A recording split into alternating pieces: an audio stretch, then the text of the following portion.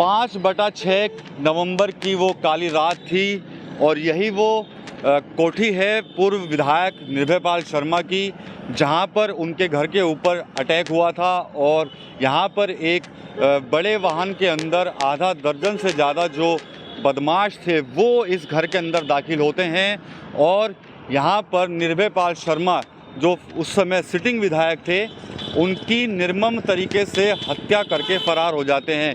लेकिन एक चीज़ मैं आपको और दिखाऊंगा, यहाँ से अगर हम 5 मिनट पैदल अगर चलते हैं तो यहीं पर ऑफिसर्स कॉलोनी है। तमाम जो अधिकारी हैं वो उस ऑफिसर्स कॉलोनी के अंदर वहाँ पर जो है वो निवास करते हैं, बड़े अधिकारी यहाँ पर रहते हैं। और अगर मैं दूसरी तरफ चलता हूँ तो करीब 5 से ही 7 मिनट के पैदल रास्ते पर ही एक पुलिस चौकी यहाँ पर है। ये काफ़ी हाई प्रोफाइल एरिया है और इसी इलाके में यानी कि दिल्ली रोड पर जो घर है वो निर्भयपाल शर्मा का था और उस वक्त निर्भयपाल शर्मा अपनी पत्नी के साथ इस घर के अंदर अकेले थे। बताया जाता है कि टाटा 407 गाड़ी के अंदर 5/6 नवंबर की रात को अज्ञात बदमाश जो है वो यहाँ पर दाखिल होते हैं। उनके पास काफ़ी हथियार होते हैं और वो इस घर के अंदर दाखिल हो जाते हैं। जब निर्भयपाल शर्मा को पता लगता है तो वो भी दूसरे कमरे में चले जाते हैं और सबसे पहले वो अपनी पत्नी को सेव करते हैं और उनको दूसरे कमरे में लॉक कर देते हैं। इसके अलावा उनकी तरफ से पुलिस को भी सूचना दी जाती है, लेकिन पुलिस उस समय पर नहीं पहुंचती है, ऐसा कहना जो है परिवार के लोगों का है।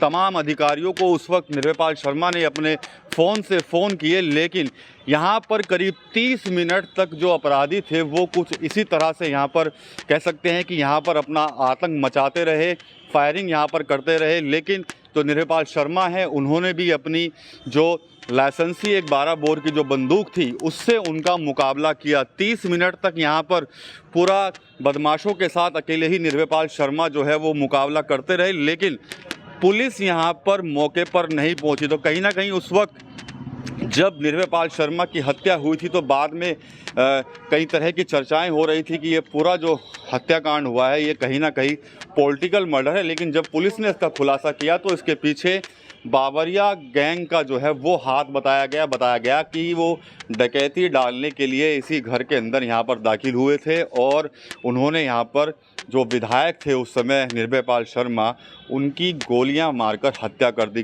कई तरह के सवाल परिजनों के दिल और दिमाग में अभी तक तैर रहे हैं कि क्या सिर्फ इतने बड़े घर में और एक विधायक के घर के अंदर क्या बदमाश सिर्फ डकैती डालने के लिए आए थे? अगर वो डकैती डालने भी आए तो लूट कर क्या ले गए?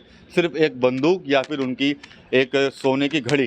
तो कई तरह के सवाल अभी भी परिवार वालों के दिमाग में है। परिवार वाले अभी भी कहते हैं कि हमें जो उस समय जो जांच हुई थी उस समय बताया गया था कि भाई डकैती यहाँ पर डाली गई है, लेकिन ऐसा लग नहीं रहा है, क्योंकि क्या इतने बड़े घर में और विशेषकर एक विधायक के घर में आखिर जो बावरिया गिरोह था वही क्यों यहाँ पर आया? तो कई सवाल परिवार वालों के दिमाग में अभी भी तैर रहे हैं। ये पूरा घर है, पूरी कोठी है निर्भयपाल शर्मा की और अब यहाँ पर उनके परिवार यानी कि उनके बेटे जो हैं पूर्व सांसद राघव लखनपाल शर्मा, उनके छोटे भाई राहुल लखनपाल शर्मा, साथ ही राघव जी की जो माता हैं वो यहाँ पर निवास करते हैं। और उस वक्त यहाँ पर पूरा हंगामा काफ़ी हुआ था, कई तरह की चर्चाएं यहाँ पर तैर रही थी। लेकिन अब इस घटना को 24 साल हो चुके हैं और आज उनकी पुण्यतिथि है। अब से कुछ देर पहले ही जो राघव लखनपाल शर्मा हैं उन्होंने भी अपने पिता को श्रद्धांजलि जो है अर्पित की है। साथ ही साथ काफ़ी भावुक हैं अपने पिता की किस्से वो बता रहे हैं। साफ तौर पर ये भी कह रहे हैं कि जो उनके पिता थे वो कहीं ना कहीं जो शातिर अपराधी हुआ करते थे सहारनपुर ज़िले के, उनके खिलाफ अभियान छेड़ा करते थे और कहीं ना कहीं शायद यही वजह थी कि उनका हत्या जो है वो की गई है। तो ये दफ्तर है यहाँ पर राघव लखनपाल शर्मा का और उन्होंने यहाँ पर आज अपने पिता को जो है वो यहाँ पर श्रद्धांजलि। तो देखा जाए तो उस घटना को 24 साल हो चुके हैं, लेकिन उनकी यादें बताते हुए, उनके बारे में बताते हुए जो राघव लखनपाल शर्मा है वो भी कहीं ना कहीं भावुक है और अभी भी उनके दिल और दिमाग में अपने पिता की हत्या को लेकर कई तरह के सवाल भी दौड़ रहे हैं। सहारनपुर से विकास कपिल, TV9 उत्तर प्रदेश के लिए।